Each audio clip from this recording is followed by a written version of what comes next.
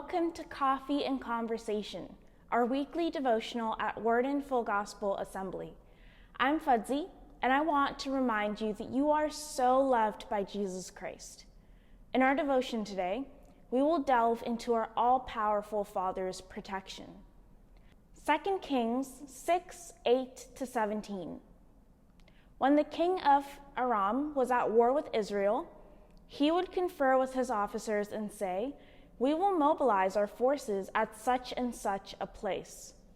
But immediately, Elisha, the man of God, would warn the king of Israel, "Do not go near that place, for the Arameans are planning to mobilize their troops there."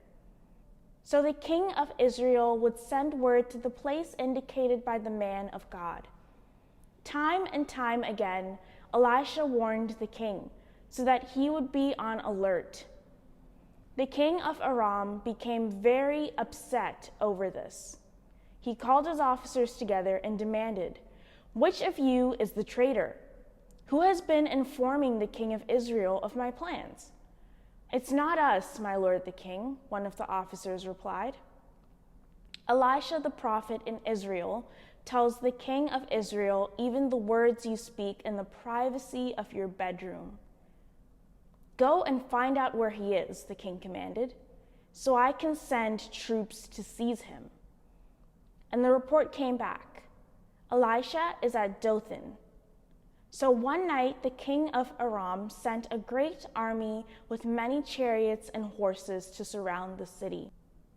When the servant of the man of God got up early the next morning and went outside, there were troops, horses, and chariots everywhere. "Oh, sir, what will we do now?" the young man cried to Elisha. "Don't be afraid," Elisha told him, "for there are more on our side than on theirs." Then Elisha prayed, "O Lord, open his eyes and let him see." The Lord opened the young man's eyes, and when he looked up, he saw that the hillside around Elisha was filled with horses and chariots of fire.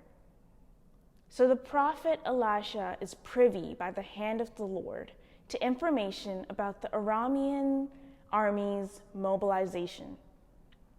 The Lord is setting his people up for success in war, protecting his people, and the enemy is livid and launches into a plan to take out the prophet Elisha. Now note two things. When the prophet Elisha is surrounded, he is surrounded by two parties, the Aramean army and the Lord. The Lord is greater still, far outweighing the strength of the enemy of war. This is true of us, my dear friends.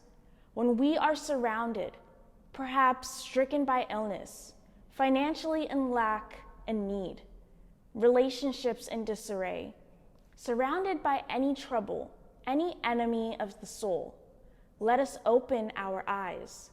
He who is in us is greater than he who is in the world.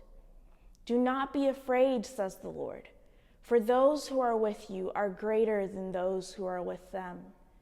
Much like Elisha prayed for his servant's eyes to be opened, we can ask the same of the Lord. "Open my eyes, O Lord, that I may see."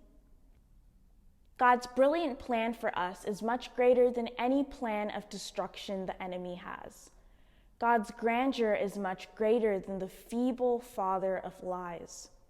Psalm 27 says, "Some trust in chariots, and some in horses, but we will remember and trust in the name of the Lord our God." God is our defense. He comes to our rescue, protects, shields, nestles us in his huge, all-sufficient arms. We are safe with our Father.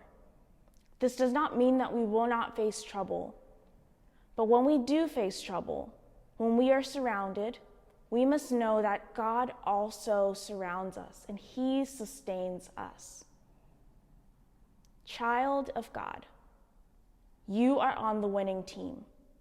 Open your eyes and behold, those who are with you, God, are greater than those who are with them.